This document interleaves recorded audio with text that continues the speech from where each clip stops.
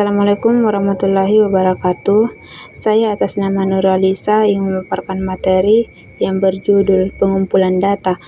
Pengumpulan data merupakan suatu hal yang penting dalam suatu hal penelitian pada umumnya, maupun dalam bimbingan dan konseling.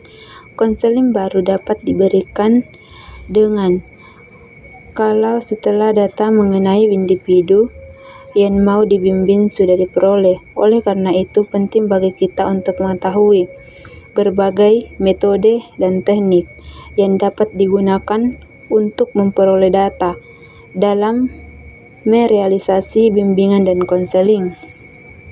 Jenis data. Data merupakan hal yang penting dalam upaya memahami murid secara lebih baik. Pemahaman yang lebih baik tentang murid hanya mungkin dapat mencapai jika sekolah memiliki data yang lengkap dan menyeluruh tentang murid. Data yang dimaksud meliputi data pribadi dan data lingkungan. Sekian dari saya. Selanjutnya itu data pribadi. Yang termasuk data pribadi ialah 1. Data tentang pengenalan diri siswa. Data ini terdiri dari nama, jenis kelamin, tanggal, tempat lahir, dan tempat tinggal. Kedua, data tentang latar belakang keluarga dan lingkungan sekolah, yaitu keadaan orang tua dan anggota keluarga lainnya, serta lingkungan sekitar yang berupa antara lain umur ayah dan ibu, status hubungan ayah dan ibu, mutu, cerai atau meninggal, jumlah anggota keluarga, pendidikan orang tua dan anggota keluarga lainnya, pekerjaan orang tua dan anggota keluarga lainnya, sikap anggota keluarga lainnya dan pengaruh-pengaruh hidup masyarakat sekitar. Yang ketiga, data tentang keadaan kesehatan dan perkembangan murid seperti keadaan kelahiran, penyakit yang pernah diderita, imunisasi yang pernah diperoleh, penglihatan dan pendengaran. Yang keempat, data tentang kemampuan dasar, yaitu angka atau keterangan tentang kemampuan kecerdasan yang diperoleh berdasarkan hasil pengukuran dengan menggunakan tes psikologis. Yang kelima, data tentang kemampuan khusus, yaitu kecakapan atau keterampilan dalam bidang-bidang tertentu yang dimiliki. Angka atau keterangan tentang kecakapan yang berdasarkan hasil pengukuran dengan menggunakan tes bakat khusus. Yang keenam, data tentang riwayat pendidikan dan prestasi belajar, yaitu umur ketika pertama kali masuk sekolah, kepindahan sekolah, kenaikan kelas, pendidikan tambahan atau kursus yang pernah diikuti, kedudukan di dalam kelas, dan prestasi belajar pada umumnya. Yang ketujuh, data tentang kepribadian, yaitu penyesuaian diri, sikap, kebiasaan-kebiasaan, kematangan emosional, minat, dan sebagainya. Yang kesembilan, kegiatan-kegiatan luar sekolah, yaitu kegiatan-kegiatan yang diikuti di luar jam sekolah seperti pekerjaan sambilan, kegiatan dalam organisasi kepemudaan, kegiatan sosial, dan kegiatan di bidang keagamaan.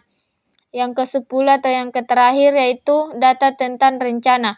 Rencana masa depan yaitu berkenaan dengan rencana setelah tamat sekolah, baik kelanjutan studi maupun pemilihan pekerjaan. Sekian. Assalamualaikum warahmatullahi wabarakatuh. Perkenalkan, nama saya Ana Andriani. Di sini saya akan memaparkan materi tentang data tentang lingkungan.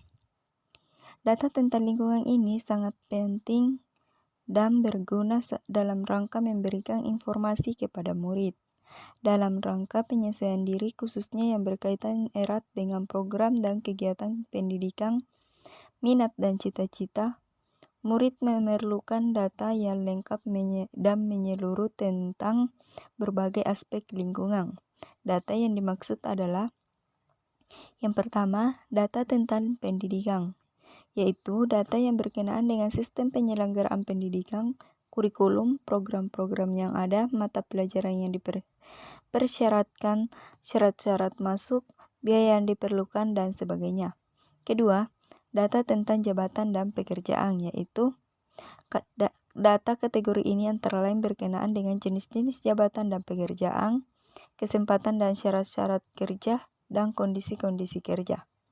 Ketiga, data tentang sosial pribadi, Kategori ini antara lain mengenai adat istiadat, kebiasaan-kebiasaan, dan tradisi. Selain itu, data sebagai informasi awal dibutuhkan sebagai penunjang studi kasus. Untuk itu diperlukan data mengenai klien dalam aspek-aspek.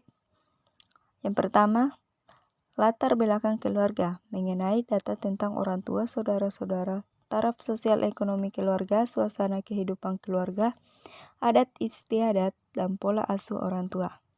Kedua, riwayat sekolah, mengenai jenjang pendidikan sekolah yang telah diselesaikan dalam waktu berapa tahun, tamat di mana, tahun berapa, dan kesulitan belajar yang dialami. Ketiga, taraf prestasi, mengenai dalam bidang-bidang studi yang mempunyai relevansi bagi perencanaan pendidikan lanjutan dan penentuan jabatan kelak. Keempat, taraf kemampuan intelektual atau kemampuan akademik, mengenai kemampuan untuk mencapai prestasi di sekolah yang di dalamnya berpikir memegang peranan pokok. Kelima, bakat khusus, mengenai kemampuan untuk mencapai prestasi yang tinggi di bidang tertentu. Jenis data yang dihimpun dari siswa dapat mencakup: yang pertama, data psikologis seperti kemampuan intelektual, bakat khusus, arah minat, cita-cita hidup, dan sifat-sifat kepribadian. Kedua, data sosial seperti latar belakang keluarga siswa, status sosial siswa di sekolah atau madrasah, dan lingkungan sosial siswa. Jenis data yang dihimpun dari siswa dapat mencakup: A. Data psikologis seperti kemampuan intelektual, bakat khusus, arah minat, cita-cita hidup, dan sifat-sifat kepribadian. B. Data sosial seperti latar belakang keluarga siswa, status sosial siswa di sekolah atau madrasah, dan lingkungan sosial siswa. Prayitno 2004 mengungkapkan ada 4 jenis data. Yang pertama, data pribadi. Yang termasuk data pribadi adalah identitas pribadi, kondisi fisik dan kesehatan, potensi diri, hasil karya, status dan kondisi keluarga, status dan kondisi pekerjaan atau karir, kondisi kehidupan sehari-hari dan permasalahannya.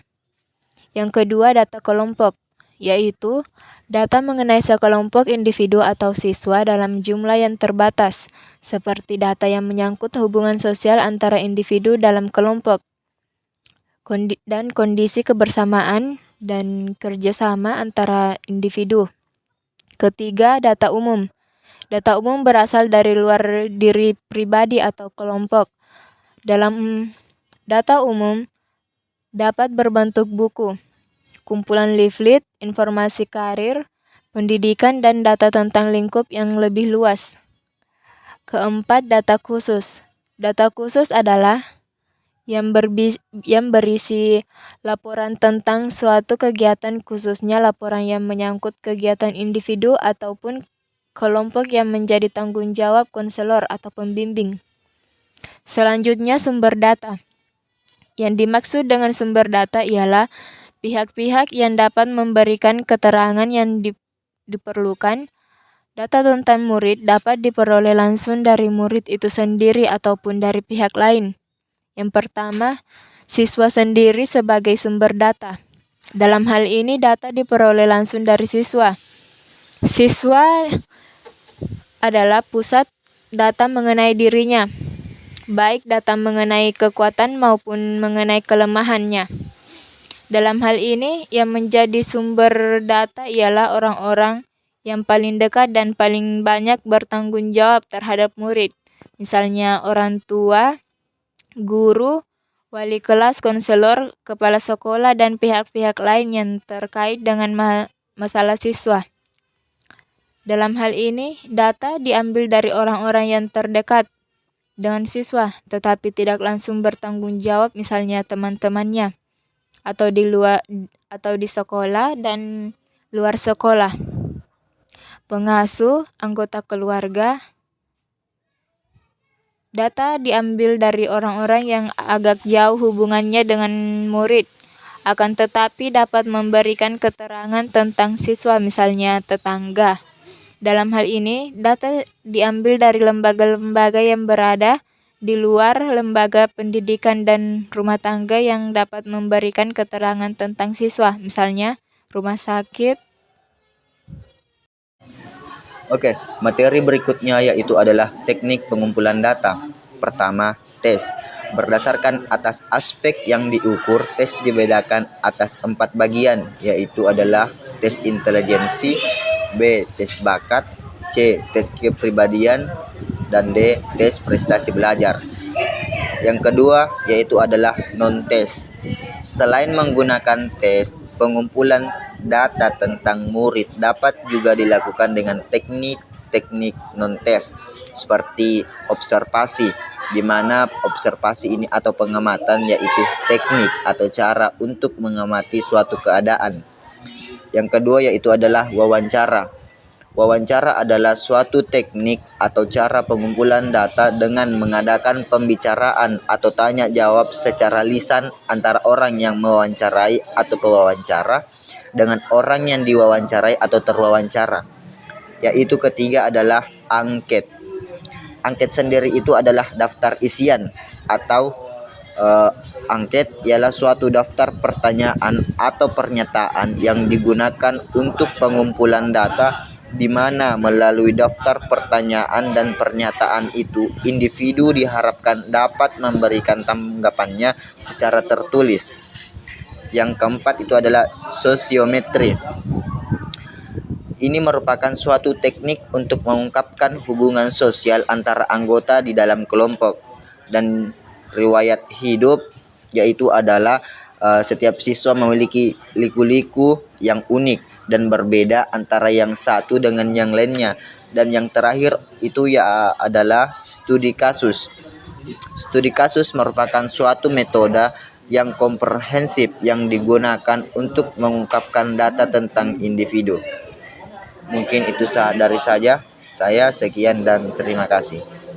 Baiklah, saya akan membacakan materi yang terakhir, yaitu teknik penyimpanan data. Data tentang siswa dan lingkungan yang telah dikumpulkan harus dihimpun, diklasifikasikan, dan disimpan dengan cara yang sistematis. Penghimpunan data itu dimaksudkan untuk menghindari agar data itu tidak tercecer atau hilang. Data itu disusun sesuai dengan klasifikasi atau jenisnya masing-masing. Terakhir disimpan menurut sistem atau tata cara tertentu, misalnya menurut nomor urut buku pokok siswa secara alfabetis dan sebagainya. Untuk memenuhi maksud di atas diperlukan adanya buku himpunan data yang bisa disebut buku data pribadi siswa. Dalam kurun cumulatif quartet, buku data pribadi siswa ini diisi sejak kecil memasuki siswa dasar dan dilanjutkan terus pada kelas-kelas selanjutnya. Buku ini menyertai siswa yang bersangkutan setiap ada mutasi dari kelas dan dari sekolah. Data tentang siswa dimasukkan ke dalam buku data pribadinya sesuai dengan jenisnya masing-masing.